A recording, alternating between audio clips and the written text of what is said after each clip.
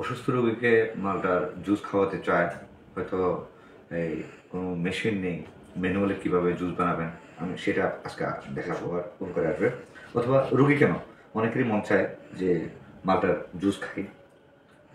তো মালটার জুসটা খেয়ে হলে আপনাকে এটা এভাবে মিডলে কাটতে হবে। সবগুলো মালটা এভাবে কেটে মনে করেন কাটা হয়ে গেল। আমি চেষ্টা করে স্যাম্পল দেখাচ্ছি আর কি। তারপর একটা গ্লাস নেবেন, গ্লাসের মধ্যে এই যে এই পয়েন্ট বরাবর এটা এখানে লাগাবেন। লাগানোর পর আলতোভাবে মৃদুভাবে একটা চাপ দিবেন, চাপ দিয়ে ঘুরাবেন। ঘুরাতে ঘুরাতে দেখবেন আপনার রস বাইরে কিন্তু পড়বে না, এক ফোঁটা রসও বাইরে পড়বে না।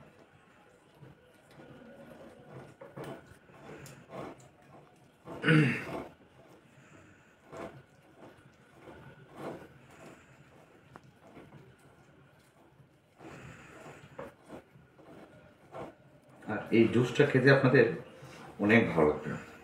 যখন এই জুসটা মুখে নেবেন তখন বুঝবেন যে কিছু একটা মুখে নিয়েছেন।